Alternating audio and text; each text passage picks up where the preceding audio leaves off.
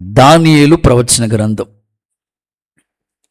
4వ అధ్యాయం 34వ వచనాన్ని నేను చదువుతాను. మీరు ఈ మాటలు ఆలకించాలని ప్రేమతో తెలియచేస్తున్నాను. దానియేలు ప్రవచన గ్రంథం 4వ అధ్యాయం 34వ వచనాన్ని నేను చదువుతాను.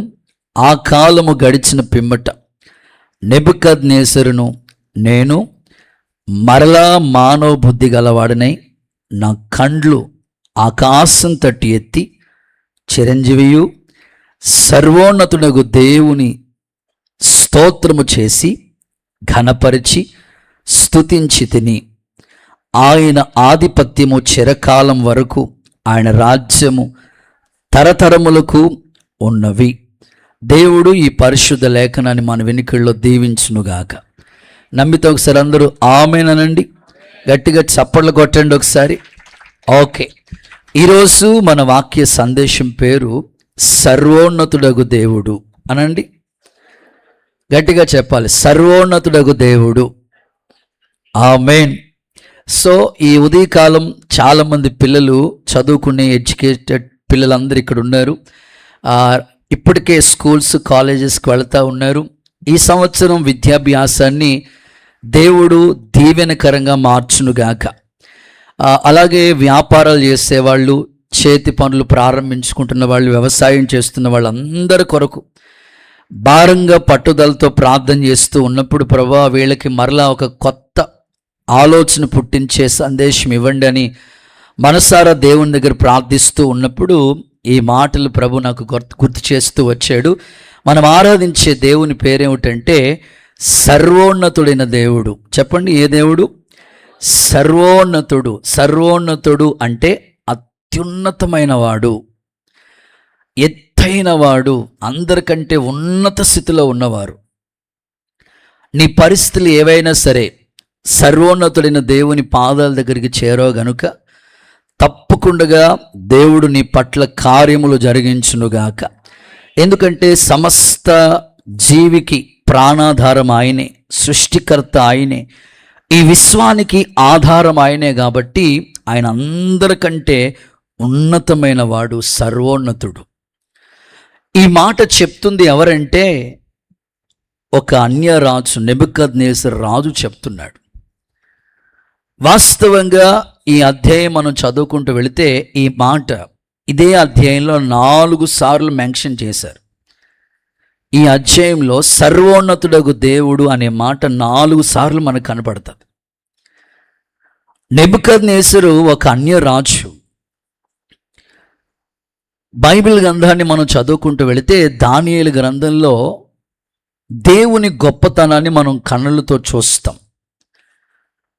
ఒక ప్రతిమకు నమస్కారం చేయమని తీసుకొచ్చినప్పుడు షడ్రక్, మేషక్, అబేద్నెగో దేవుని కొరకు ఎలా రోషంగా నిలబడ్డారో, అప్పుడు ఆ దేవుని శక్తి వాళ్ళ మధ్యలో కనపరచబడటానికి దేవుడే 4వ వ్యక్తిగా వాళ్ళ మధ్యలోకి దిగొచ్చాడు.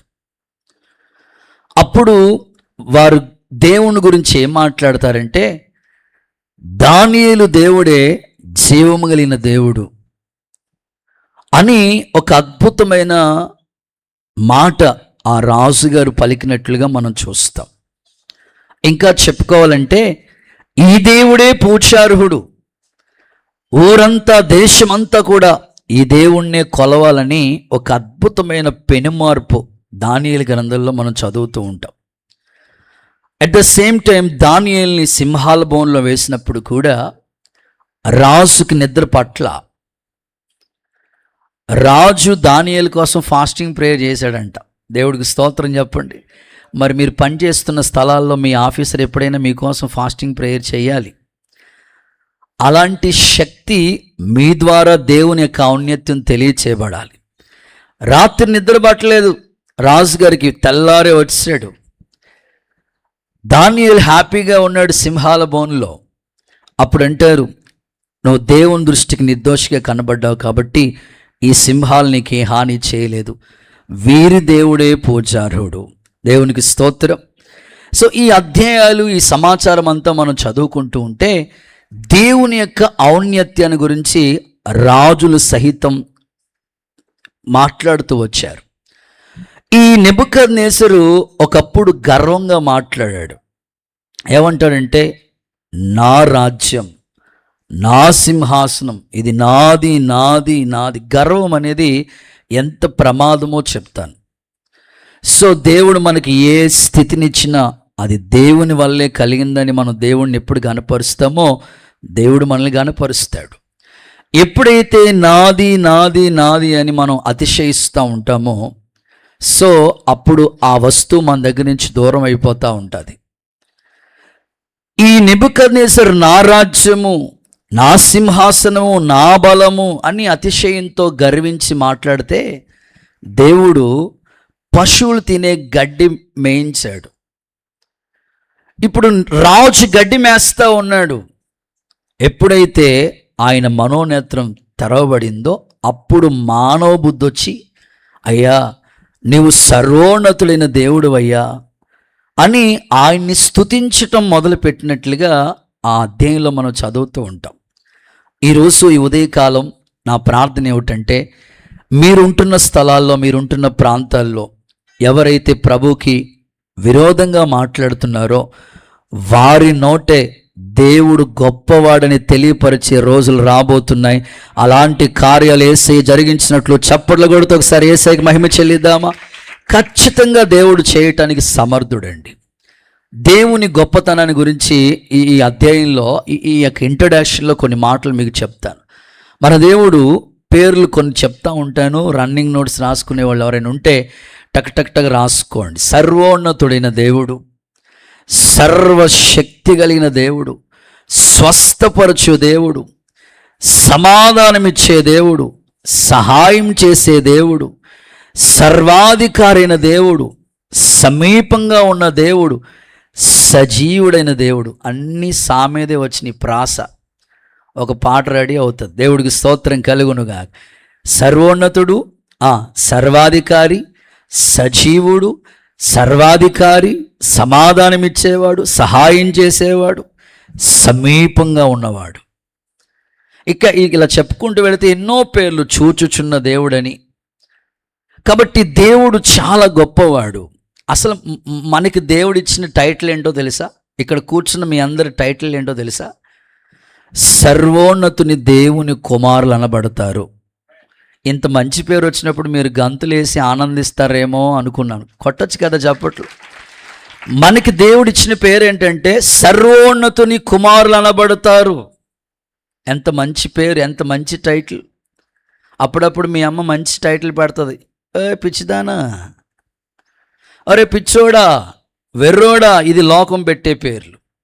దేవుడు మనకిచ్చిన టైటిల్ ఏమిటంటే సర్వోన్నతుని కుమారులు అనబడతారు. ఎంత మంచి పేరు. మీ పక్క వాళ్ళకి షేక్ అండి చెప్పండి, నువ్వు సర్వోన్నతుడైన దేవుని కుమార్తెవే, కుమారుడివి. నిజమేనా? ఆయన పిల్లల్లాగానే మీరు ఉంటున్నారా? అప్పుడప్పుడు దెయ్యం పిల్లల్లా పనిచేస్తున్నారా? కాదు కాదు, దేవుని కుమారులుగానే కుమార్తెలుగానే మనం ఉండాలి. మరి మీ పేరు సర్వోన్నతుని కుమారులు అనబడితే, కుమార్తెలు అనబడితే, మరి మా పేరేంటి? సేవకులుగా మా పేరేమిటి? ఒక దెయ్యం సాక్ష్యం చెప్తుంది. ఒక దెయ్యం పట్టుకుని ఆ దెయ్యాన్ని అడ్డం పెట్టుకుని ఆ ప్రాంతంలో, ఆ ఊరిలో కొంతమంది వ్యాపారం చేస్తూ ఉన్నారు. అంతే, ఆ ఊరికి సేవకులు అడుగు పెట్టారు. ఆ దెయ్యం వాళ్ళ వైపు చూసి విలవిల్ల ఆడిపోతూ అంటది, అమ్మో వీళ్ళు సర్వోన్నతుడైన దేవుని దాసులు. ఒక దెయ్యం సాక్ష్యం చెప్తుంది సేవకుల కొరకు, అమ్మో వీళ్ళు ఎవరంటే సర్వోన్నతుడైన దేవుని దాసులు. పంచాయతీ ప్రెసిడెంట్ గారు కూడా దెయ్యాన్ని ఎలగొట్టలేడు. స్తోత్రం చెప్పండి ఒకసారి. ఎమ్మెల్యే గారు కూడా ఏసు రక్తమే చేయి. కానీ దేవుని దాసులకి, సేవకులకి ఇచ్చిన కృప ఏమిటంటే ఒక దెయ్యం సాక్ష్యం చెప్తుంది.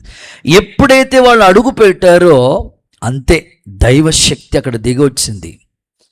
ఈ ఉదయకాలం ఒక సేవకుడిగా నేను కోరుకుంటుంది ఏంటంటే, సేవకులైన మా అందరికీ దేవుడు ఇచ్చిన కృప ఏమిటంటే సర్వోన్నతుడైన దేవుని దాసులం. మేము దేవునికి దాసులుగా పనిచేయాలి.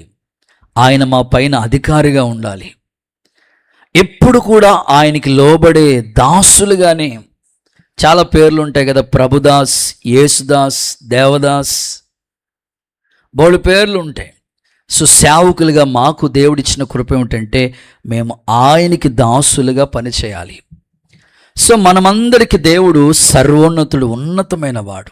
నా ప్రార్థన, ఈ సర్వోన్నతుడైన దేవుని ద్వారా గొప్ప ఆశీర్వాదాలు, మేలులు, ఉన్నతమైన దీవెనల చేత మీరందరూ కప్పబడాలని సేవకులుగా నేను ఆశపడుతున్నాను.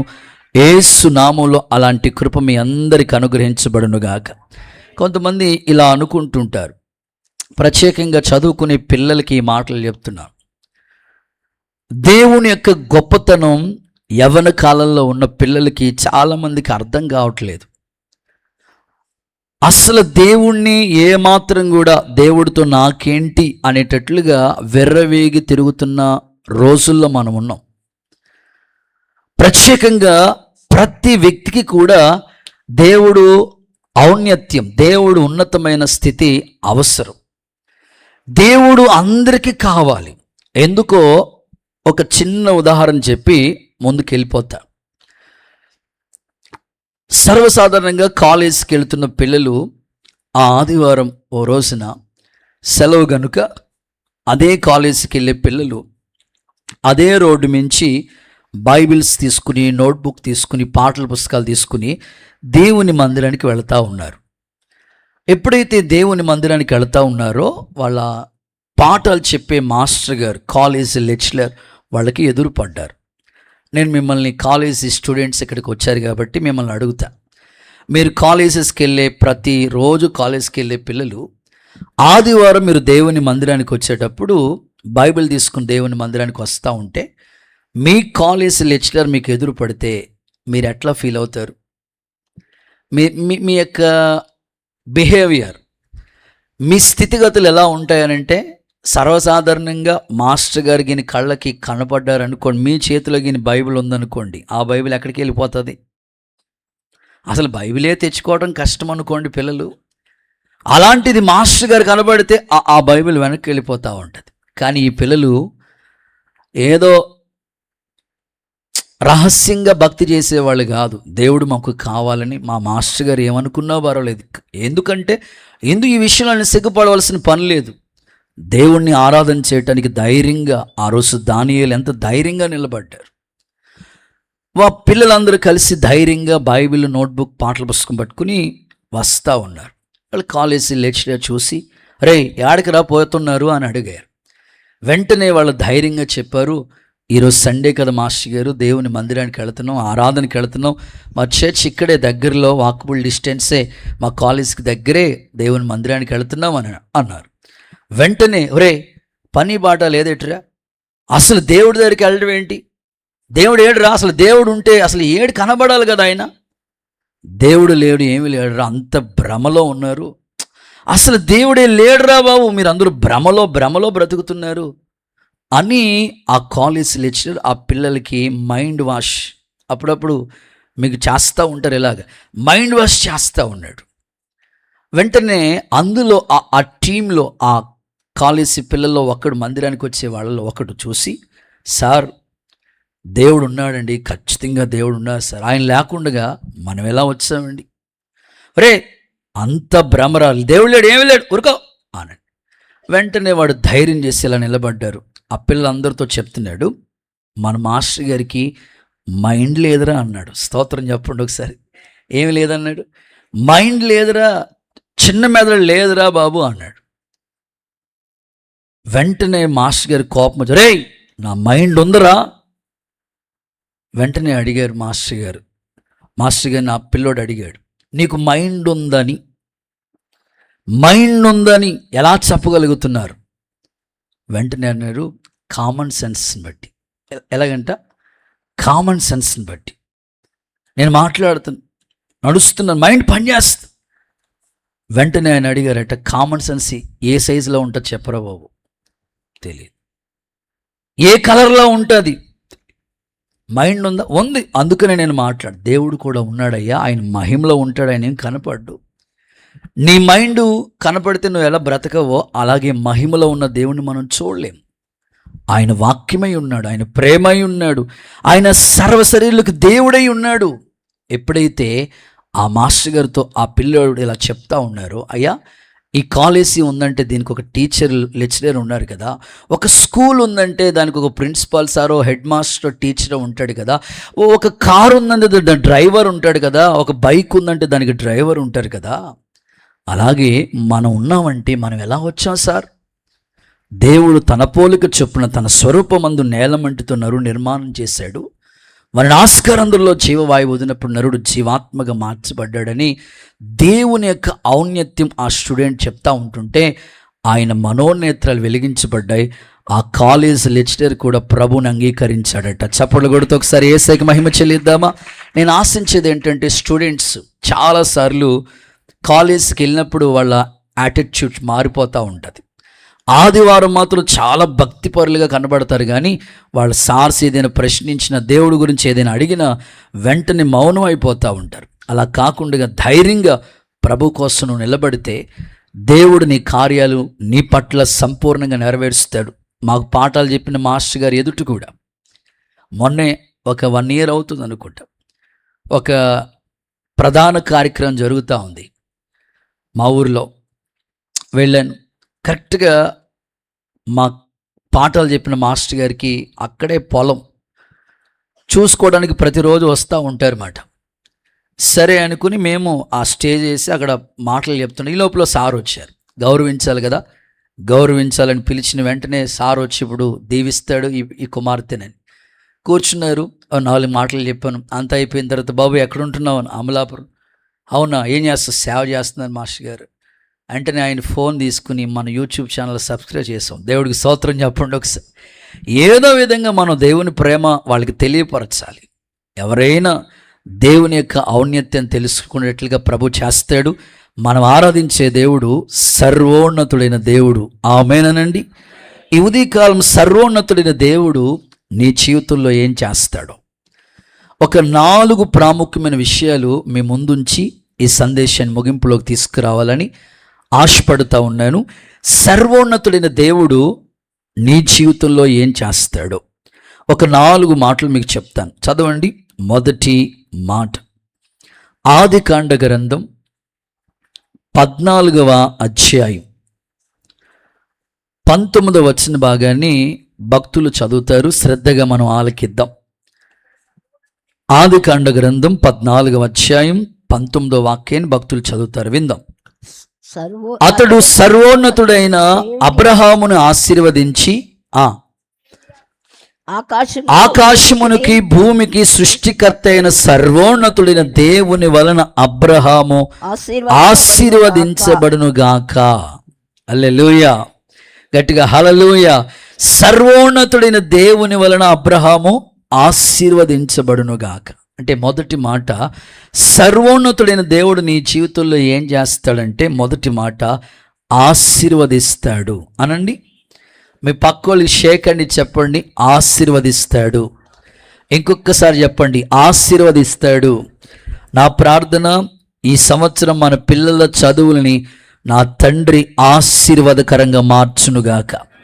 దేవుడు దీవిస్తే ఆ దీవెన మన దగ్గర నుంచి ఎవ్వరూ తీసివేయలేరండి. నువ్వు చేసేది ఏదైనా కావచ్చు, అందులో దేవుని ఆశీర్వాదం అనేది ఉండాలి. బైబిల్ ఇలా చెప్తుంది, యెహోవా ఆశీర్వాదం ఐశ్వర్యం ఇస్తాడు, నరుల కష్టము చేత అది ఎక్కువ కాదు అన్నారు.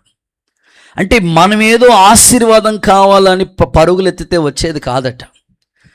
సర్వోన్నతుడైన దేవుడే ఆ ఆశీర్వాదాన్ని మనకి ఇవ్వాలి. నిజంగా అబ్రహాముకి ఇచ్చిన ఆశీర్వాదం ఎంత గొప్పదంటే, నువ్వు ఎవరిని దీవిస్తావో వాళ్ళు దీవించబడతారు. నిజంగా అడుగు పెట్టడానికి స్థలం లేదు అబ్రహాముకి, అలా వెళ్ళాడు. దేవుని సందులో విశ్వాసంతో అడుగు పెట్టాడు. దేశాన్నే దేవుడు స్వాస్థ్యంగా అబ్రహాముకి ఇచ్చాడు. ఈరోజు విశ్వాసులకి తండ్రిగా అబ్రహాము యొక్క దీవెన ఎంత గొప్పదంటే, ఆ ప్రాంతంలోనే మహారాజు అని పిలిచారు అబ్రహాముని. ఈ ఉదయకాలం సర్వోన్నతుడైన దేవుని సందులో కూర్చున్న మీ అందరికీ, మీ పిల్లల యొక్క భవిష్యత్తు గురించి అనేకమైన కలలుగంటున్న తల్లిదండ్రులకి నేను చెప్పగలిగింది ఏంటంటే, మనం ఎంతగా మన పిల్లల యొక్క భవిష్యత్తు గురించి ప్రయాసపడి చదివిస్తూ ఉన్నాం. ఇప్పుడు పిల్లల చదువులు ఎల్కేజీ బోర్డుకే చాలా డబ్బులు ఖర్చు పెట్టి చదివిస్తూ ఉన్నారు. కాలేజెస్లో, స్కూల్స్లో చాలా డబ్బులు ఖర్చు పెట్టి చదివిస్తూ ఉన్నారు. మీ పిల్లల చదువులు దీవెనకరంగా ఉండాలంటే సర్వోన్నతుడైన దేవుడే మన పిల్లల్ని ఆశీర్వదించాలి. అబ్రహాముని సర్వోన్నతుడైన దేవుడు బ్లెస్ చేశాడు, ఆశీర్వదించాడు. ఈ ఉదయకాలం మన పిల్లలు కూడా, షమ్మాలో కూర్చున్న పిల్లలందరికీ, ఈ మాటలు ఆలకిస్తున్న వారందరికీ సేవకుడిగా నేను చెప్పేది, సర్వోన్నతుడైన దేవుని చేత మనం పిల్లలందరూ కూడా ఆశీర్వదించబడుదురుగాక. ఆ అబ్రహాముకు ఒక్కరికి ఆశీర్వాదం రాలేదు. అబ్రహాము కుమారుడైన ఇస్సాకు కూడా అంతకంటే ఎక్కువ ఆశీర్వాదం వచ్చింది. దేశం కాని దేశం, పరాయి ప్రాంతానికి అబ్రహాము కుమారుడైన ఇస్సాకు వెళ్ళాడు. వెళ్ళిన తర్వాత అక్కడ కరువు వచ్చింది. సాధారణంగా కరువు వచ్చినప్పుడు ఇక్కడ ఉండలేములే, వద్దులే అని ఫిక్స్ అయిపోతాం. కానీ దేవుడు చెప్తాడు, నువ్వు ఇక్కడే ఉండు, మరలా ఐగుప్తికి వెళ్ళొద్దు. కష్టం వచ్చిందని మరలా మీరు ఐగుప్తికి వెళ్ళొద్దు, ఇక్కడే ఉండండి, నేను నీకు తోడై ఉండి నిన్ను ఆశీర్వదిస్తానని ఒక వాగ్దానం చేశాడు ఇస్సాకుతో దేవుడు. అలాగే కరువు వచ్చిన ఐగుప్తికి వెళ్ళిపోకుండా అక్కడే ఉండిపోయాడు ఇస్సాకు. అద్భుతం. ఆ సంవత్సరం విత్తనాలు తీసుకుని విత్తనం వేస్తే 100 పంట కోసాడు. అబ్రహాముని ఎలాగ ఆశీర్వదించాడో తన కుమారుడు ఇస్సాకుని కూడా దేవుడు అంతకంటే గొప్ప బ్లెస్సింగ్స్, దీవెనల చేత నింపాడు. నేను చెప్పే పాఠం ఏమిటంటే, ఇక్కడ కూర్చున్న తండ్రులు వెల్ సెటిల్, ఒక మంచి స్థితిలో మీరు ఇక్కడ కూర్చున్న తండ్రులు చాలా ఉన్నత స్థితిలో మీరు ఉన్నారు. ఏదో ఒక ఉద్యోగమో, ఒక వ్యాపారమో, ఒక చేతి పనో, ఏదో ఒకటి మీరు చేస్తా దీవించబడిన స్థితిలో ఉన్నారు. మరి మీ పిల్లల సంగతి? అబ్రహాముకు వచ్చిన దీవెన తన కుమారుడైన ఇస్సాకు కూడా వచ్చింది కదా.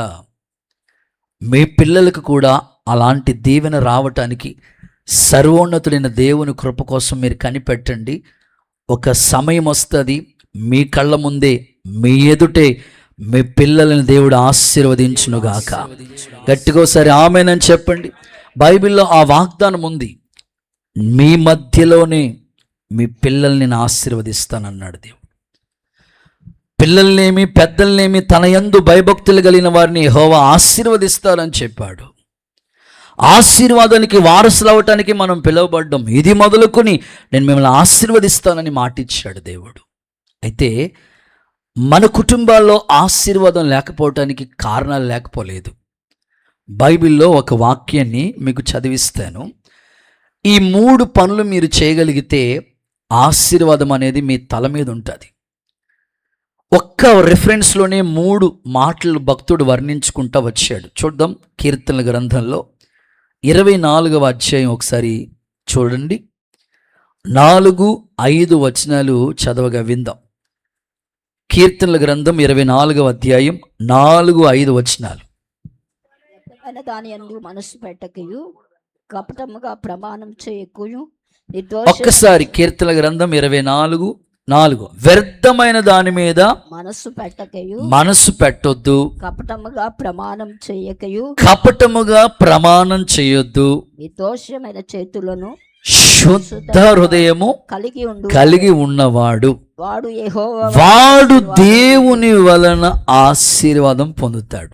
ఆమేన్ చెప్తారు. ఒకసారి నాతో కలిసి చెప్పండి, ఆమేన్. 3 మాటలు ఇందులో ABC అని చెప్తారు. ఏ, వ్యర్థమైన దాని మీద మనసు పెట్టొద్దు. నాతో కలిసి చెప్పండి, ఇంకొకసారి చెప్పండి. నువ్వు చదువుకోవాలి, చదువుకోవాల్సినప్పుడు చదువు మీదే పెట్టు. ఆ పబ్జీ గేమ్లు, ఈ వ్యర్థమైన వీడియో గేమ్లు, టైం వేస్ట్ చేసుకునే వ్యర్థమైన వాటి వైపుకి వెళ్ళకూడదు. క్రికెట్, అనవసరమైన వాటి మీదకి నీ మనసు పెట్టొద్దు. ఎందుకంటే ఈ 5 సంవత్సరాలు కష్టపడి చదివితే ఒక మంచి భవిష్యత్తు ఉంటుంది. ఇప్పుడు నువ్వు చదవకుండా టైం అంతా వేస్ట్ చేసుకుని సెల్ ఫోన్తో ఆడుకుండి చాటింగ్ చేసి నువ్వు వ్యర్థమైన వాటి మీద నువ్వు ఫోకస్ పెడితే నీకు ఆశీర్వాదం రాదు. వ్యర్థమైన దాని మీద నీ మనసు పెట్టొద్దు. నీకు ఏది ఇంట్రెస్ట్గా చదువు మీద తల్లిదండ్రులు నీ కోసం ఎంత కష్టపడి చదివిస్తున్నారో, తల్లిదండ్రులు నీ కోసం ఈ ఇయర్కి వచ్చినప్పటికీ లక్షల రూపాయలు కడుతున్నారు పిల్లల చదువు కోసం, కార్పొరేట్ స్కూల్లో చదివిస్తూ ఉన్నారు. నేను ఎవరినో అడిగాను, ఏదో చిన్న స్కూల్లోనో ఏదో ఎందులోనే జాయిన్ చేసుకోవచ్చు కదా, ఎందుకయ్యా కార్పొరేట్ స్కూల్లో చదివిస్తారంటే, లేదన్నా ఇది మంచి సిలబస్సు, అదేదో సిలబస్ చెప్పారు. ఏ సిలబస్ అది? ఇది చదివితే బాగుంటుంది, వాడికి ఫ్యూచర్ బాగుంటుంది అన్నయ్య, అందుకోసం కష్టమైన చదివిస్తున్నాను. చూడండి, నీ తండ్రి మీ తల్లి మీ పిల్లలుగా మీ గురించి ఎంత ఆలోచిస్తున్నారు. మరి ఇంత కార్పొరేట్ స్కూల్లో చదువుకొని సరైన మార్కులు రాకుండా వ్యర్థమైన వాటి మీదకి నీ మనసు ఎందుకు వెళుతుంది? ఈ ఉదయకాలం నువ్వు ఆలోచించు, వ్యర్థమైన దాని మీదకి నీ మనసు వెళ్ళకూడదు. అక్కడే ఉన్న మాటలు ఒకసారి చదువక్క. కపటముగా నువ్వు ప్రమాణం చేయొద్దు. కపటం ఈరోజు పిల్లల్లోకి మనం చూస్తే కపటము, మనసులో ఒకటి పైకి ఒకటాన్ని ఏమంటారంటే కపటం, వేషధారణ. పిల్లలు ఎంత యాక్షన్ చేస్తారంటే, అమ్మో స్టూడెంట్స్ ఇంక జీవించేస్తారండి బాబు. నటించమంటే వాడు జీవించేస్తాడు. ఆ రోజు నిజంగా స్కూల్ సెలవు, కానీ ఎక్స్ట్రా క్లాస్ ఉత్తిదే. ఫీజు తక్కువే, వాళ్ళు ఏం చదువుకోలేదు తల్లిదండ్రులు. డబల్ ఫీజు వాళ్ళ మమ్మీ దగ్గర వాళ్ళ డాడీ దగ్గర కలెక్ట్ చేసుకుని ఫ్రెండ్స్తో పాటు సినిమాలకి వెళ్ళి, ఇలాగ చాలామంది పిల్లలు కపటంగా వేషధారణ ఎంతోమంది పిల్లల్లోకి వచ్చింది. మరలా వాళ్ళ డాడీ దగ్గరికి వచ్చినప్పటికీ సైలెంట్ అయిపోతాడు, వాళ్ళ అమ్మ దగ్గరికి వచ్చినప్పటికి సైలెంట్ అయిపోతాడు, మా దగ్గరికి వచ్చినప్పటికి ఇంకా సైలెంట్ అయిపోతూ ఉంటారు. నేనంటాను, నువ్వు గీని తల్లిదండ్రులను గీని మోసం చేస్తే నువ్వు ఒకటే గుర్తుపెట్టుకో, నువ్వే మోసపోతున్నావు. కపటంగా ఉండొద్దు, వేషధారణతో ఉండొద్దు. జెన్యున్గా నీ తల్లిదండ్రులు ఎంతగా నీ గురించి ఆలోచిస్తున్నారో, వాళ్ళు ఎంత ప్రయాసపడుతున్నారో, నీకు ఆశీర్వాదం రావాలని వాళ్ళు ఆశిస్తున్నప్పుడు నువ్వు చదువుతున్నట్లుగా యాక్షన్ చేసి, ట్యూషన్కి వెళుతున్నట్లుగా వెళుతూ ఫ్రెండ్స్తో ఇట్లా చేయొద్దు. అలా చేస్తే నీకు ఆశీర్వాదం రాదు. సో చివరిది సి, అదేమిటంటే శుద్ధ హృదయం. చెప్పండి, నాతో కలిసి చెప్పండి, ఇంకొకసారి చెప్పండి. శుద్ధ హృదయం, పవిత్రమైన హృదయంతో, మంచి మనసుతో చదువు మీద దృష్టి పెట్టు. తల్లిదండ్రుల పట్ల మంచి మనసు కలిగి ఉండు. నీ తోటి వారి పట్ల మంచి మనసు కలిగి ఉండు. ఖచ్చితంగా నీకు రావలసిన ఆ సర్వోన్నతుడైన దేవుని ఆశీర్వాదం, యెహోవా విమోచించిన వారి తల మీద ఎలా నిత్యానందం ఉంటుందో, మీ పిల్లలకి అందరికీ సర్వోన్నతుడైన దేవుడు గొప్ప ఆశీర్వాదాన్ని అనుగ్రహించునుగాక. గట్టిగా ఆమేనని చెప్పండి. మన యూత్ మీటింగ్లో చెప్పానండి, ఒక పిల్లోడు వాళ్ళ అమ్మ నాన్న చాలా పేదోళ్ళట, బాగా పూర్ ఫ్యామిలీ వాళ్ళది, రావులపాలెం, చాలా పూర్ ఫ్యామిలీ. చర్చ్ వాళ్ళు అందరూ కలిసి, కొంతమంది చర్చ్లో, ఇప్పుడు మన చర్చ్లో కూడా కొంతమంది వెల్ ఎడ్యుకేటెడ్ వాళ్ళు ఉన్నారు, బాగా చదువుకునే వాళ్ళని పాపం వాళ్ళకి లేకపోతే ఆ సమయానికి ఒక డ్రెస్ కొని పెట్టడమో, అవసరం ఉంటే పాపం 4-5 కలిసి ఫీజు కట్టడానికి హెల్ప్ చేయటమో, అలాగా చాలామంది చేస్తూ ఉంటారు మంచి మనసుతో. బాగా చదువుకునేవాడు కానీ ఆ పిల్లోడు చదివించే స్తోమత వాళ్ళకి లేదు. చర్చ్లో కొంతమంది ఆసక్తి కలిగిన వారు ఆ పిల్లోడు సండే స్కూల్కి రావటం, యూత్లో మంచిగా యాక్టివ్గా ఉండటం, పాటలు పాడటం, పరిచయం చేయటం, దేవుని సేవకుల దగ్గర నమ్మకంగా ఉండటం గమనించి, అరే ఇలాంటి పిల్లల్ని మనం ఏదైనా ఎంకరేజ్ చేస్తే బాగుంటుందని సేవకులు, అలాగే సంఘస్థులు, కొంతమంది పెద్దలు అందరూ ఆలోచించుకుని ఆ పిల్లోడికి ఏదో చేయవలసినట్లుగానే ఇయర్లీ ఎంతో కొంత హెల్ప్ చేస్తూ వచ్చారట. అద్భుతంగా ఆ పిల్లోడు బాగా చదువుకున్నాడు, చాలా కష్టపడ్డాడు. వాళ్ళ అమ్మ కూడా ఏదో చిన్నగా జాబ్, చిన్నది ప్రైవేట్ అలా చేస్తూ ఉండేది.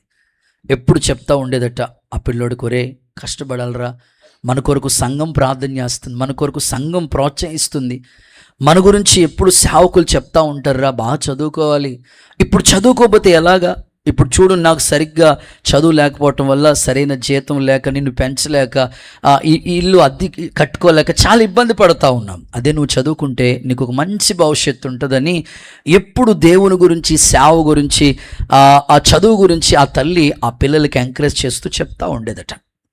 రోజులు గడుస్తూ వచ్చాయి. పాప మా పిల్లోడు అలాగే పార్ట్ టైం ఏదో చేసుకుంటా అలాగే చదువుకోవటం మొదలుపెట్టాడు. మొత్తం మీద బీటెక్ చదువుకున్నాడు. ఆ తర్వాత ఇంకా కోర్స్కి సంబంధించిన వాటన్నిటిని కూడా చదివాడు. అద్భుతంగా సాఫ్ట్వేర్ కంపెనీలో ఆ పిల్లోడికి జాబ్ వచ్చింది. ఆశ్చర్యాన్ని కలిగించే మాట ఏమిటో తెలుసా? ఆ పిల్లోడు శాలరీ ఎంత? సరే, మీరు ఎంత అనుకుంటున్నారు సాఫ్ట్వేర్లకి?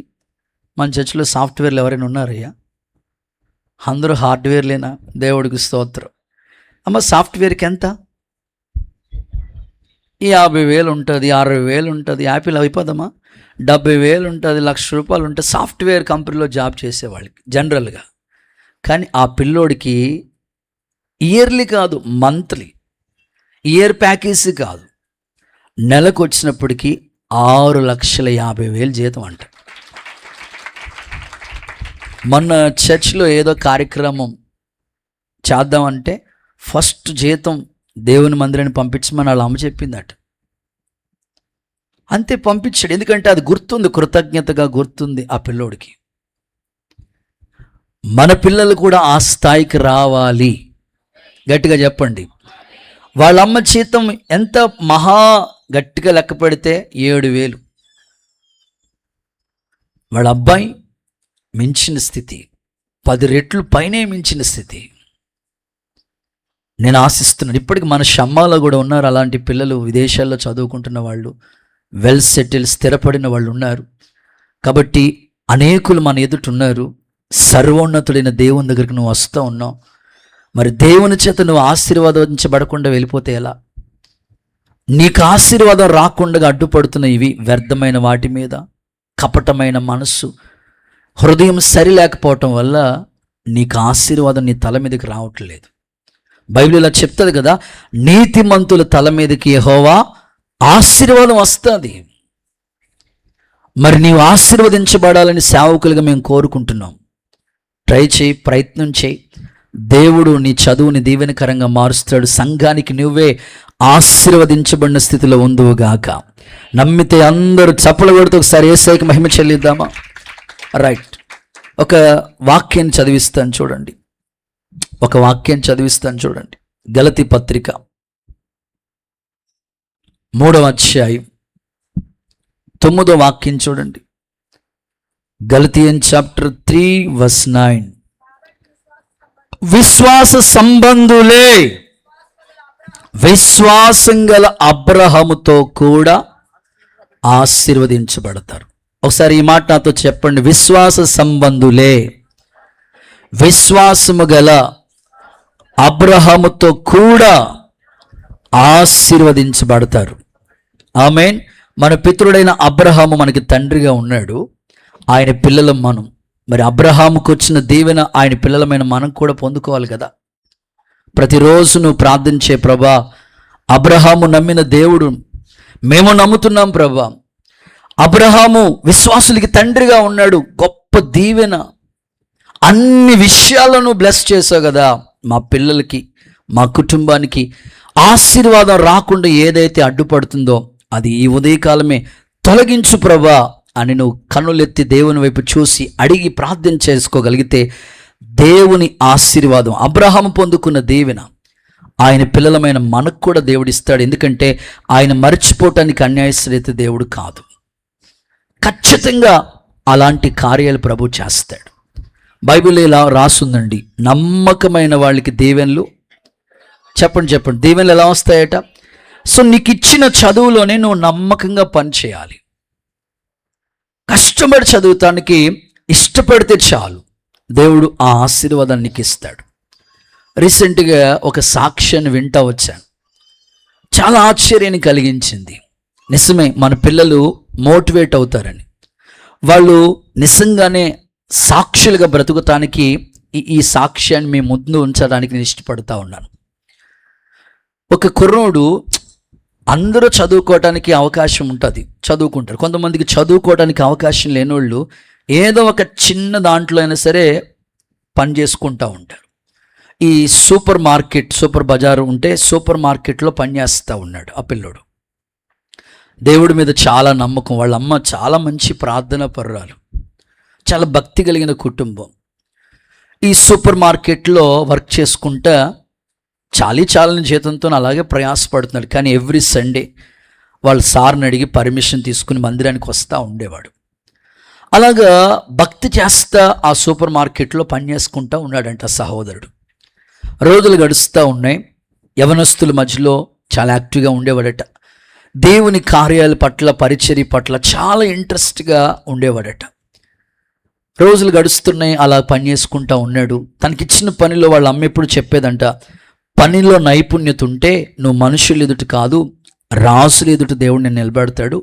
నీకు ఇచ్చిన పని చిన్నదైనా పెద్దదైనా నువ్వు నమ్మకంగా పని చేయి, దేవుడు నిన్ను ఆశీర్వదించి మొదలు పెడతాడని వాళ్ళ అమ్మ ప్రతిసారి గుర్తు చేస్తా, మోటివేట్ చేస్తూ ఉండేదట, ఎంకరేజ్ చేస్తూ వచ్చిందంట.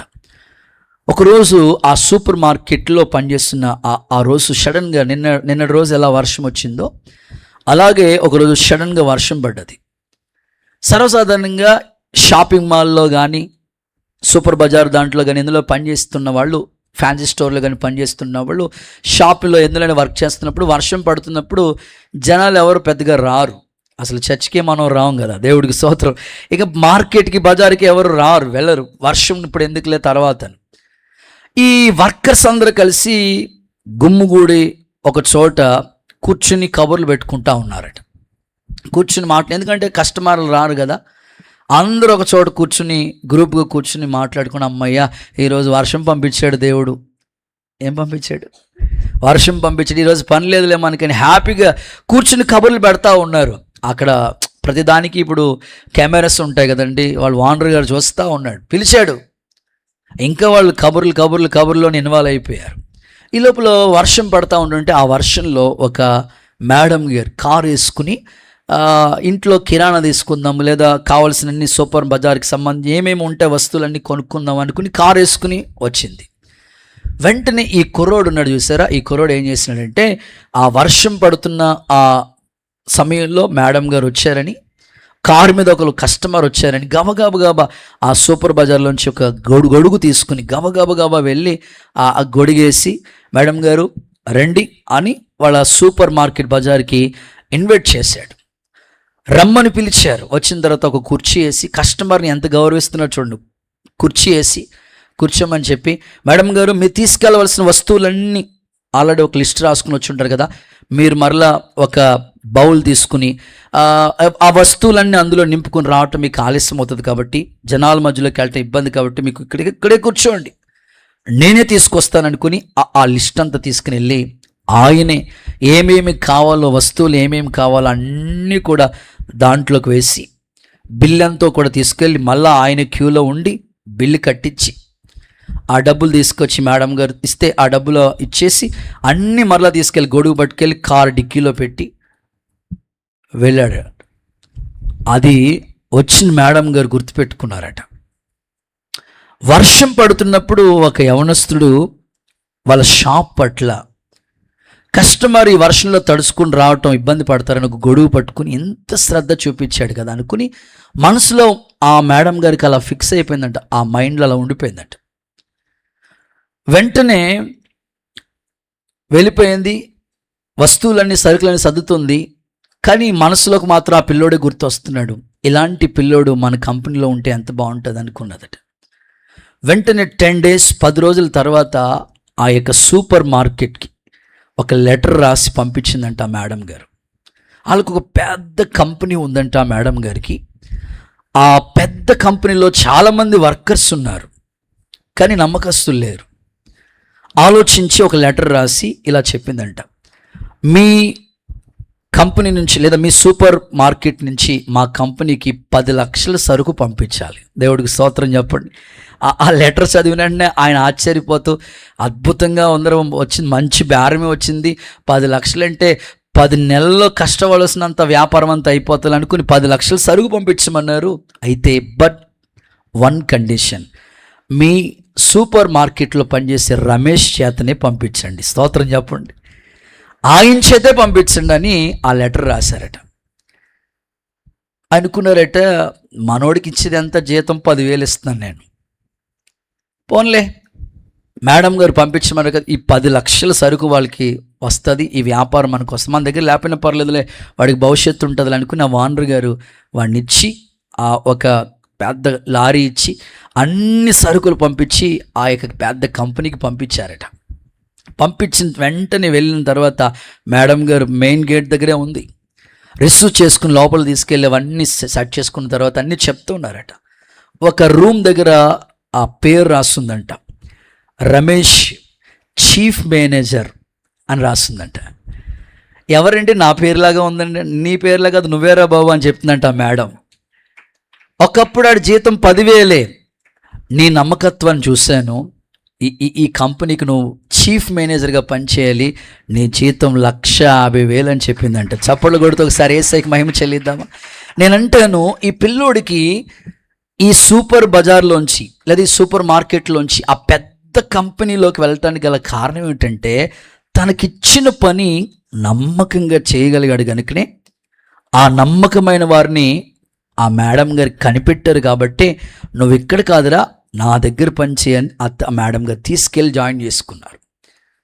నేను ఆశించేది ఒకటే, దేవుడు నీకు ఇచ్చింది ఏదైనా కావచ్చు, చిన్నదా పని నమ్మకంగా పనిచే, వ్యాపారం చిన్నదా నమ్మకంగా పనిచే, ఇంకా చదువు చిన్నగానే ఉంటుంది కానీ కష్టపడి చదువు, దేవుడు నిన్ను స్థితిలో ఉంచుతాడు. కొంతమంది పిల్లలు ఎలా ఉంటారంటే, నా తోటోళ్ళు అందరూ బాగా చదువుతున్నారు, నన్నేమి ఈ స్కూల్లో జాయిన్ చేస్తారు, ఇట్లా అనుకోవద్దు. మీ తల్లిదండ్రులకు ఉన్న స్థితి అదే, కానీ నువ్వు నమ్మకంగా చేయి. ఏమండి, ఒకప్పుడు చదువులు ఎలా ఉండేవి, సరిగ్గా కరెంటు కూడా లేదు, దీపం బుడ్డు పెట్టుకుని చదువుకున్న పరిస్థితులు, ఈ కరెంటు స్తంభాల కింద కూర్చుని చదువుకున్న పరిస్థితులు. వాళ్ళు ఈ రోజున స్కూల్లో టీచర్స్ అయ్యారు కదా. నువ్వు చదువు మీద మనసు పెట్టకుండా వ్యర్థమైన వాటి మీదకి వెళితే నీకు ఆశీర్వాదం ఎట్లా వస్తుందో చెప్పండి. ఈరోజు నమ్మకంగా ఉండండి, మెండైన దీవెనలతో దేవుడు నింపుతాడు. అలాంటి కృప యేసయ్య మీకు అనుగ్రహించునుగాక. రైట్, ఇక రెండో మాటలోకి వస్తాను. సెకండ్, సర్వోన్నతుడైన దేవుడు నీ జీవితంలో ఎలాంటి కార్యాలు చేస్తాడు? 1, ఆశీర్వదిస్తాడు.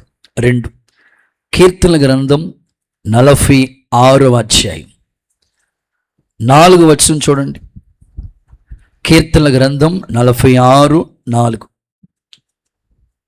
ఒక నది కలదు, దాని కాలువలు దేవుని పట్టణమును, సర్వోన్నతుని మందిరపు పరిశుద్ధ స్థలమును. ఒకసారి గట్టిగా చదవక. 46:4. ఒక నది కలదు, దాని కాలువలు దేవుని పట్టణమును, సర్వోన్నతుని దేవుని మందిర పరిశుద్ధ స్థలమును సంతోషపరుచుచున్నవి. ఆమేనని చెప్పండి గట్టిగా. హల్లెలూయా. సర్వోన్నతుని మందిర పరిశుద్ధ స్థలమును సంతోషపరుస్తున్నాయి. రెండవది, సర్వోన్నతుడైన దేవుడు నీ జీవితంలో చేసే కార్యాలు ఏంటంటే సంతోషపరుస్తాడు. అనండి ఆ మాట ఒకసారి నాతో కలిసి. మీ పక్కలు షేక్ అని చెప్పండి, సంతోషపరుస్తాడని చెప్పండి. గట్టిగా చెప్పాలి, సంతోషపరుస్తాడు. నా ప్రార్థన, ఈ మందిరంలో కూర్చున్న మిమ్మల్ని అందరినీ కూడా దేవుడు సంతోషముతో నింపునుగాక. యేసు నామములో మీ తల మీద సంతోషం ఉండునుగాక. సర్వోన్నతుడైన దేవుడు అక్కడ చెప్తున్న మాటలు ఏమిటంటే, మందిర స్థలము, దేవుని మందిరం పరిశుద్ధమైనది. సర్వోన్నతుడైన దేవుడు ఈ మందిరంలో ఉన్న దీవెనల చేత నిన్ను నింపటానికి నిన్ను మొదట పరిశుద్ధపరిచి ఆ తర్వాత సంతోషంతో నేను నింపాలని కోరుకుంటున్నాడు. దేవుని మందిరానికి వచ్చిన మీరు అందరూ కూడా, యవ్వన పిల్లలు ప్రత్యేకంగా చదువుకునే పిల్లలకి దేవుని మందిరం అంటే మీకు ఒక మంచి భావన కావాలి.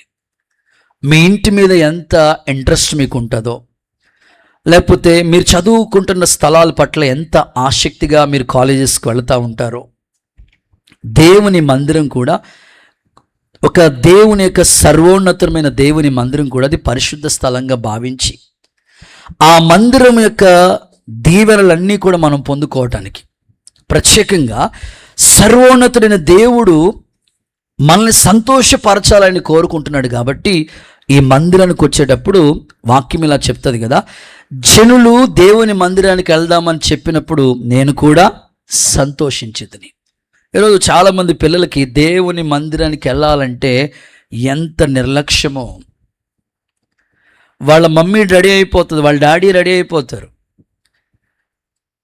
అప్పటికే వాళ్ళ మమ్మీ రెడీ అయిపోయి టిఫిన్ వేసి అన్నీ రెడీ చేసి సిద్ధం చేసిన వీడు మాత్రం ఇంకా నిర్లక్ష్యం. వెళ్ళిపో మమ్మీ, నేను తర్వాత వస్తాను. ఇట్లాగా నిర్లక్ష్యంగా ఉండే పిల్లలు ఎందరో. సో దేవుని మందిరం పట్ల మరింత ఆసక్తిగా నువ్వు ఉండు. సర్వోన్నతుడైన దేవుడు నీకు ఖచ్చితంగా ఒక సంతోషాన్ని నీకు ఇస్తాడు. యేసు నామములో అలాంటి కృప మీకు అనుగ్రహించబడును గాక. సాధారణంగా ఉద్యోగం వచ్చిందనుకోండి సంతోషం ఉంటుంది, వ్యాపారంలో లాభం వచ్చిందనుకోండి సంతోషం ఉంటుంది, ఒక ఇల్లు కట్టుకున్నాం అనుకోండి, ఇన్నాళ్ళు అద్దింట్లో ఎన్ని ఇబ్బందులు పడ్డామో అమ్మయ్య ఒక మంచి ఇల్లు ఇచ్చాడు దేవుడు.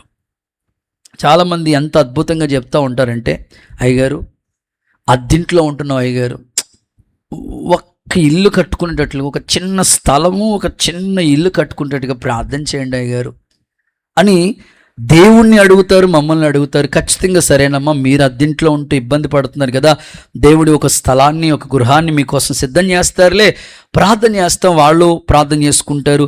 దేవుని దయ వల్ల అద్దింట్లో ఉన్న వాళ్ళకి ఒక సొంత ఇల్లు ఇస్తాడు దేవుడు. ఒక్కరు కూడా ఆమెను చెప్పలేదు. అద్దింట్లో ఉన్న వాళ్ళకి సొంత గృహాలు ఇచ్చునుగాక. చేతులు ఎత్తి ఒక్కసారి ఆమెన్. అమ్మయ్య, హ్యాపీగా ప్రభా ఇన్నాళ్ళు ఇబ్బంది పడ్డామయ్య, ఒక మంచి ఇల్లు ఇచ్చో స్తోత్రం. మరలా వచ్చి అంటారు, అయ్యగారు ఈ ఎండలకి ఉండలేకపోతున్నాం అయ్యగారు అండి బాబు, అయ్యగారు ఉండలేకపోతున్నాం అయ్యగారు, అయ్యగారండి అయ్యగారండి జీవ ఉండట్లేదండి అయ్యగారు. ఏంటంట అయ్యగారు, చల్లగా ఏసీ ఒకటి కొనుక్కోవాలి అయ్యగారు, ప్రార్థన చేయండి అయ్యగారు. ప్రభా అద్దింట్లోంచి మంచి గృహం కొనుక్కున్నారు, స్థలం ఇచ్చావు, ఇల్లు కట్టుకున్నారు ప్రభా, వీళ్ళకి ఏసీ కూడా అనుగ్రహించు ప్రభా. దేవుడి దయవల్ల ఏసీ కూడా వాళ్ళకి వచ్చింది. చాలా సంతోషం, హ్యాపీగా ఉన్నారు. ఇప్పుడు అద్దింట్లో ఉన్నప్పుడు అందరికన్నా ముందు వచ్చి మోకాళ్ళు వేసి ప్రార్థన చేసేవాళ్ళు. ఇల్లు వచ్చిన తర్వాత పాటల మధ్యలో వస్తూ ఉన్నారు. సరిగ్గా ఏసీ వచ్చిన తర్వాత అక్కడే పొరిపేసుకుని అక్కడే మోకాళ్ళు అవి వచ్చేస్తాం కదా పాస్టర్ గారు, ఒక వారం వెళ్ళకపోయినా పర్లేదు అయ్య గారు. నేను అడుగుతాను, దేవుడు మనకి ఇచ్చిన తర్వాత, ఇచ్చిన స్థితులన్నీ మార్చిన తర్వాత దేవుడికి దూరం అవ్వకూడదు. మన స్థితి ఎప్పుడు కూడా దావీదు అదే అంటాడు, నా ప్రాణమ యెహోవాను, ఆయన చేసిన ఉపకారాలు మర్చిపోవద్దు. దేవుడు నీకు ఒకప్పుడు సంతోషం లేదు, దుఃఖంతో హన్నావలే, దుఃఖంతో నువ్వు దేవుని మందిరానికి వచ్చిన పరిస్థితులు. ఇక్కడ కూర్చున్న మనం అందరం కూడా ఒకప్పుడు దేవుని దగ్గరికి వచ్చిన పరిస్థితి ఏంటంటే దుఃఖంతోనే మనం దేవుని పాదాల దగ్గరికి వచ్చాం. మందిరాన్ని వెతుక్కుంటా దుఃఖంతోనే బాధతోనే ఈ మందిరంలో మనం అడుగుపెట్టి ఉన్నాం. మన పరిస్థితులు అలాంటివి. దుఃఖంతో వచ్చిన మనల్ని హన్నావలే కన్నీళ్లతో దేవుని పాదాలు పట్టుకుని ఏడ్చి ప్రలాపించి ప్రార్థన చేయగా, హన్నా ఒక సమస్య, పిల్లలు లేరని ఒక సమస్య, నీ జీవితంలో ఆర్థిక ఇబ్బందులు ఒక సమస్య, కుటుంబ పరిస్థితులు ఒక సమస్య, ఇల్లు లేదు, వ్యాపారం సరిగ్గా లేదు, కుటుంబ పరిస్థితులు బాగా, ఏదో ఒక సమస్యతో వచ్చి దేవుని పాదాలు పట్టుకుని మోకాళ్ళు వేసి ప్రార్థన చేయగా, దేవుణ్ణి తలపైకెత్తి నీ దుఃఖాన్ని సంతోషంగా మార్చిన తర్వాత మరలా దేవుని సంధికి మనం దూరం కాకూడదు కదా. ఆ ఉద్యోగం ఇచ్చిన తర్వాత ఆ ఉద్యోగంలోనే ఆనందమయమైపోయి దేవుని సంధిలో ఉన్న సంతోషాన్ని దూరం అవ్వకూడదు కదా. ఈ ఉదయకాలం మీరు ఆలోచించండి. వివాహ వ్యవస్థలో అడుగుపెట్టిన మీ కుటుంబాల్లో కూడా దేవుడిచ్చిన సంతోషాన్ని కాపాడుకుంటూ దేవుని మందిరం పట్ల మరింత ఆసక్తి కలిగిన బిడ్డలుగా మీరుంటే, ధాన్య ద్రాక్షరసం విస్తరించిన నాటి సంతోషం కంటే అధికమైన సంతోషాన్ని దేవుడు మీకు అనుగ్రహించునుగాక. గట్టిగా ఒకసారి అందరూ ఆమేన్ అని చెప్పండి, గట్టిగా హల్లెలూయా చెప్పండి. బైబిల్లో ఈ వాక్యాన్ని మీకు చదివిస్తాను చూడండి. సమూయేలు మొదటి పుస్తకం 2వ అధ్యాయం మొట్టమొదటి వాక్యం చదవండి ఒకసారి.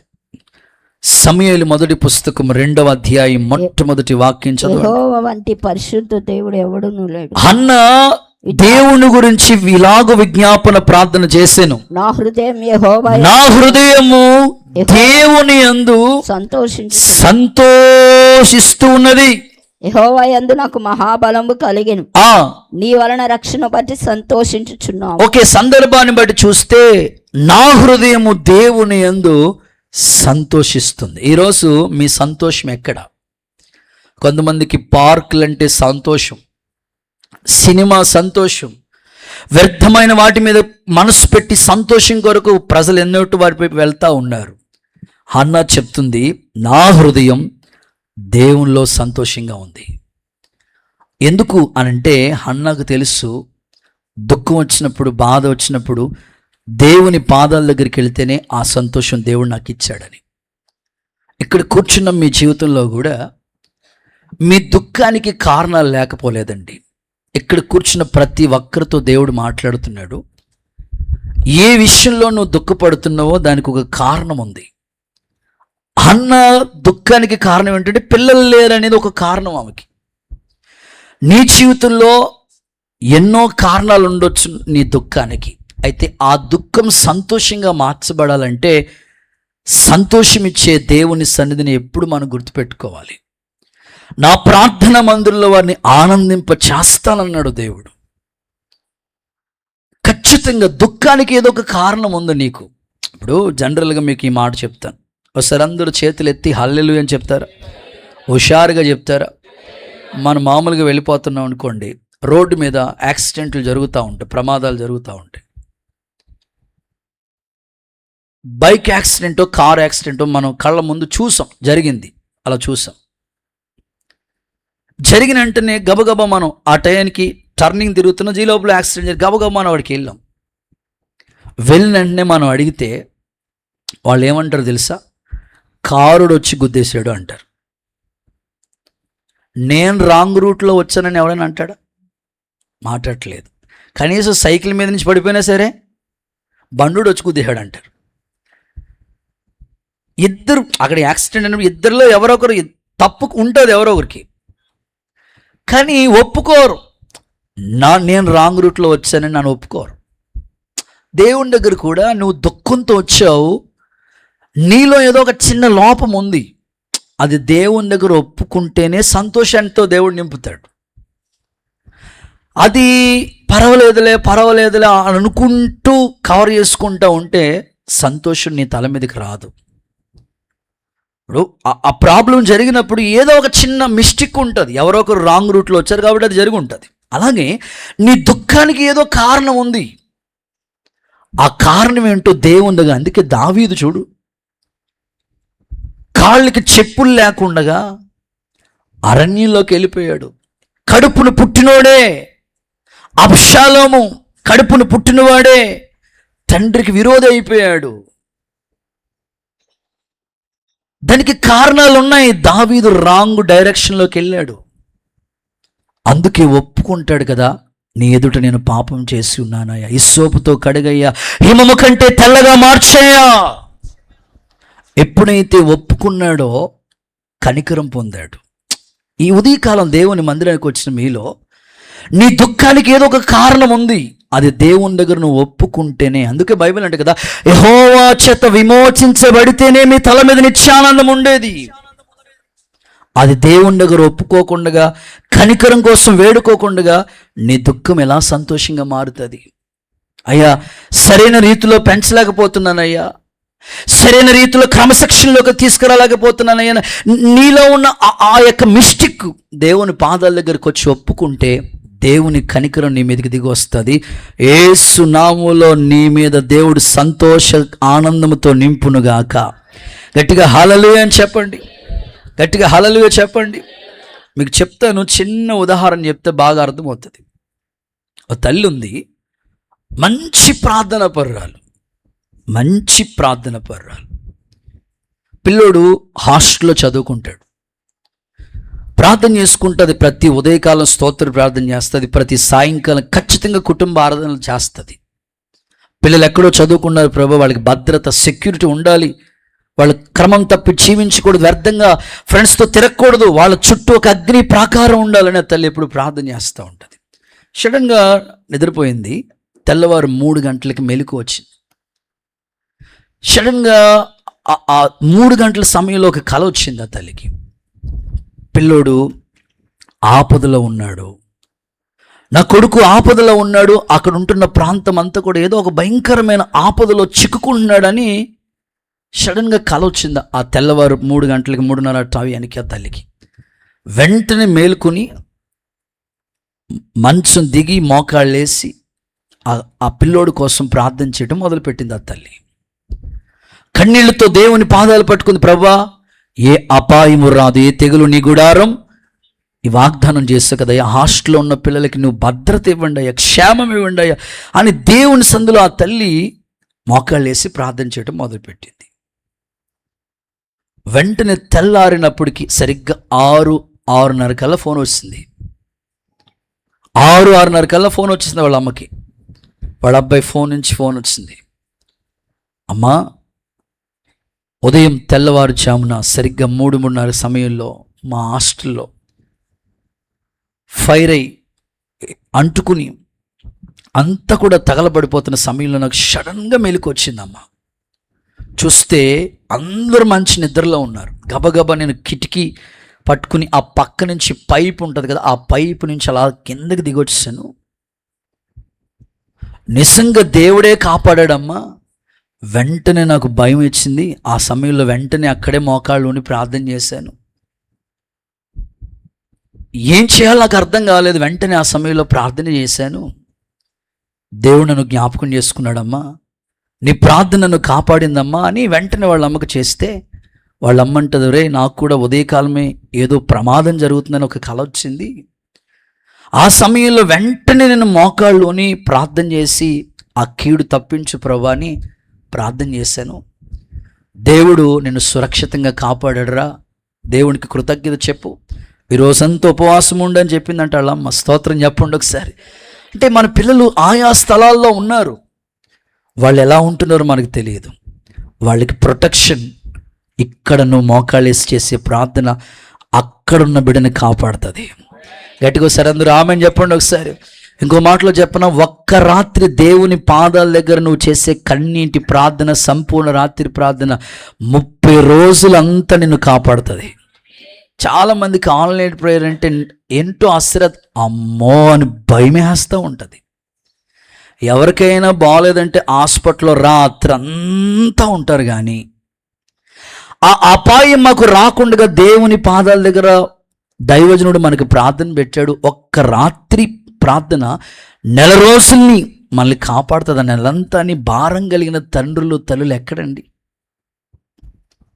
ఈ ఉదయకాలం మీ మనోనేత్రాలు వెలిగించబడునుగాక, గొప్ప పరివర్తన వచ్చునుగాక. అందుకే ఆ కీర్తనలో దైవజనులు ఆ పాటలు, ఆ చరణాలు పాడుకుంటూ వచ్చారు. ఎఫ్ మైండ్.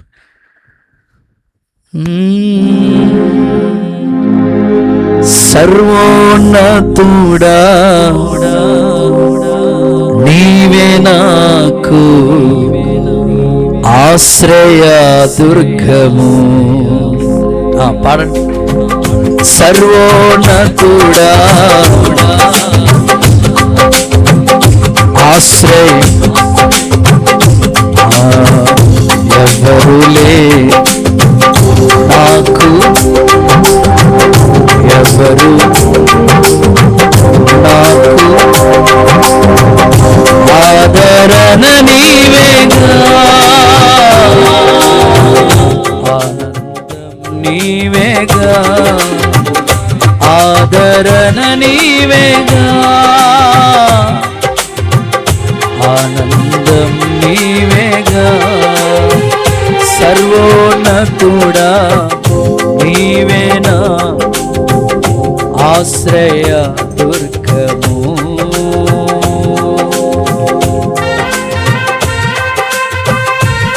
అందరూ చప్పలు కొడుతూ స్తుతించండి. సర్వోన్నతులైన దేవుడు నీకు సంతోషాన్ని ఇస్తాడు. నీ తల మీద ఉన్న దుఃఖాన్ని సంతోషంగా మారుస్తాడు. చప్పలు కొడుతూ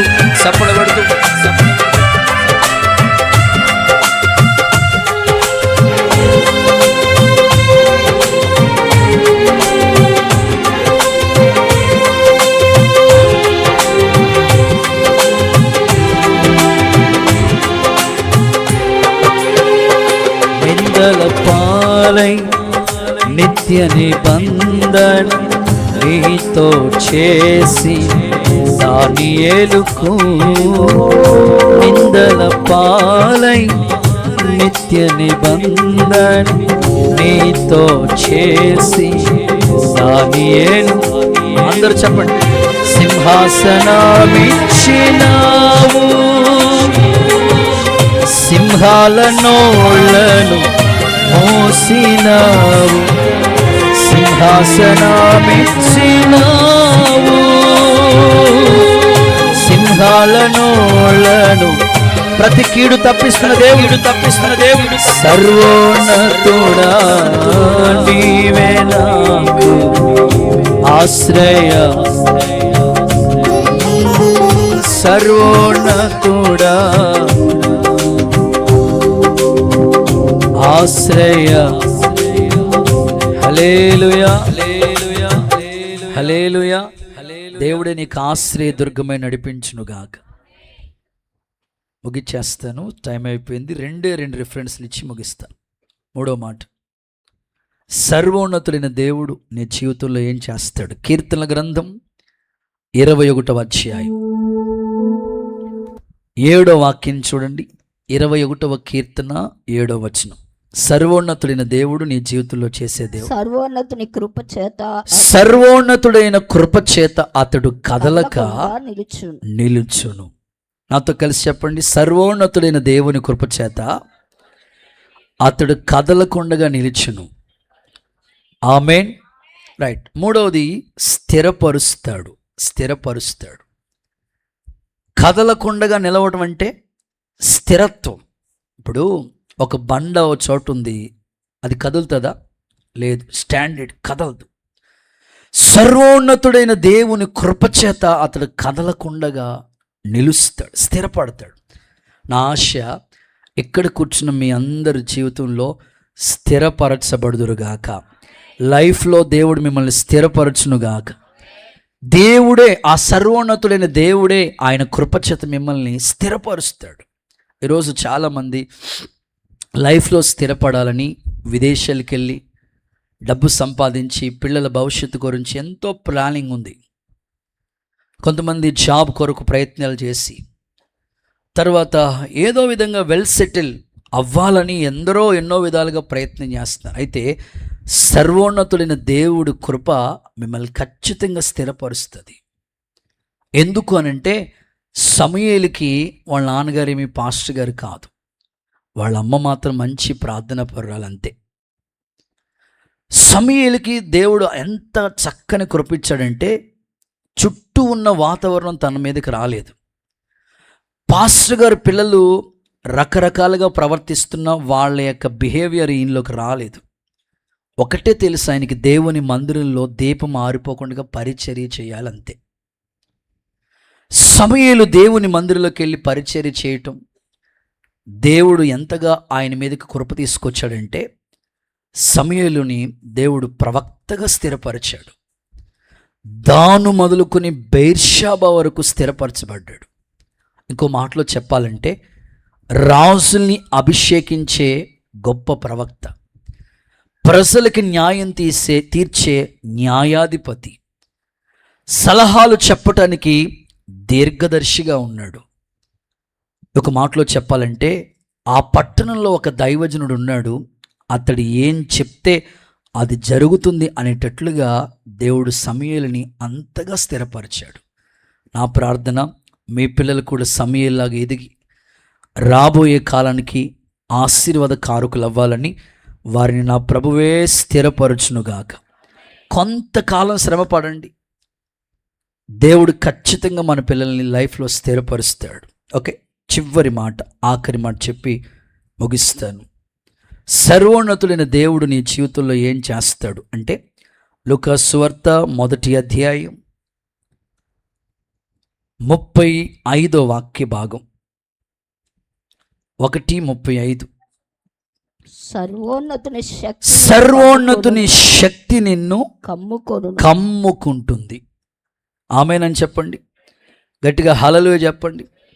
చివరిది 4వది, శక్తితో నింపుతాడు. ఆమేన్ చెప్పండి ఒకసారి. సర్వోన్నతుని శక్తి నిన్ను కమ్ముకుంటుంది. మరియకి దేవదూత చెప్తున్న మాట ఏంటో తెలుసా? దయాప్రాప్తురాల మరియా, నీకు శుభం, సర్వోన్నతుని శక్తి నిన్ను కమ్ముకుంటుంది. వాస్తవంగా మరియ జీవితంలో ఆ కార్యం అసాధ్యమే. ప్రజలందరూ నిందిస్తారు, అవమానపరుస్తారు, కానీ అది ఆమె వల్ల జరిగింది కాదు, సర్వోన్నతుని శక్తి ద్వారా. పుట్టబోయే శిశువు పరిశుద్ధుడే, దేవుని కుమారుడు అనబడతాడు. ఈరోజు నా ప్రార్థన ఏమిటంటే, కొన్ని మన శక్తి ద్వారా జరుగుతాయి, కొన్నిసార్లు మన శక్తి మన వల్ల కాదు. ఇక అప్పుడు నువ్వు దేవుని శక్తి మీద ఆధారపడితే అసాధ్యమైనవి జరగవు అనే కార్యాలు కూడా దేవుని శక్తి ద్వారా కార్యాలు జరుగునుగాక. సర్వోన్నతుని శక్తి నిన్ను ఎప్పుడైతే కమ్ముకుంటుందో బహుతరాలు, అన్ని తరాల వాళ్ళు నిన్ను ధన్యురాలుగా మారుస్తారు. మరే జీవితం ఎంత ధన్యురాలంటే ఆ సర్వోన్నతుని శక్తి ద్వారా ఆమె జీవితంలో గొప్ప కార్యం దేవుడు చేశాడు. మీకు దీనికి అనుబంధంగా ఒక రిఫరెన్స్ ఇచ్చి ముగిస్తాను చూడండి. 18వ కీర్తన 13వ చరణం మనం చదివితే, 18వ కీర్తన 13వ చరణాన్ని మనం చదివితే, సర్వోన్నతుడు ఉరుము ధ్వని యెహోవా ఆకాశమందు గర్జన చేస్తున్నాడు, సర్వోన్నతుడు తన ఉరుము ధ్వని పుట్టిస్తున్నాడు. సందర్భాన్ని మనం చూస్తే సర్వోన్నతుడు ఉరుము ధ్వని అంటే నీ పక్షమున ఆయన యుద్ధం చేయటం మొదలు పెడతాడు. ఆమెను చెప్పండి ఒకసారి. కొన్ని మన వల్ల అవ్వవు, ఇది మన వల్ల కాదు. ఇక డాక్టర్స్ చెప్తారు, రకరకాలుగా చెప్తారు, ఇక మనకి ఏమి హోప్స్ ఉండవు. ఇక నువ్వు ఒకటే గుర్తుపెట్టుకోవాలి, అది మన శక్తి ద్వారా కాదు, సర్వోన్నతుడైన శక్తి నేను కమ్ముకుంటుంది. ఉరుము ధ్వని, దేవుడు నీ పక్షమున ఉండగా విరోధి ఎవడు? నువ్వు ఉద్యోగం చేస్తున్న చోట, నువ్వు పనిచేస్తున్న స్థలాల్లో ఒకవేళ నీకు వ్యతిరేకులు ఉన్నారేమో నాకు తెలియదు, సర్వోన్నతుడైన దేవుడు ఉరుము ధ్వని పుట్టించి ఆయన శక్తిని అన్య జనుల మధ్యలో ఖచ్చితంగా కనపరచునుగాక. ఆయన శక్తి ద్వారా గొప్ప కార్యాలు దేవుడు జరిగించునుగాక. చేయటానికి సమర్థుడే. నేను ముగిస్తున్నాను. సర్వోన్నతుడైన దేవుడు నీ జీవితంలో చేసే ఒక 4 కార్యాలని ముందు పెట్టాను. చెప్పండి. నెంబర్ 1, ఆశీర్వదిస్తాడు. నెంబర్ 2, సంతోషపరుస్తాడు. నెంబర్ 3, స్థిరపరుస్తాడు. నెంబర్ 4, శక్తితో నింపుతాడు. అలాగా సర్వోన్నతుడైన దేవుడు ఈ సంవత్సరం విద్యాభ్యాసం చేస్తున్న పిల్లలకి, వ్యాపారాలు చేస్తున్న వాళ్ళకి, ఉద్యోగాలు చేస్తున్న వాళ్ళకి, పనిపాట్లకు వెళుతున్న వాళ్ళందరికీ సర్వోన్నతుడైన దేవుని కృప మీకు తోడై ఉండునుగాక. అందరూ అలాగే లేట్స్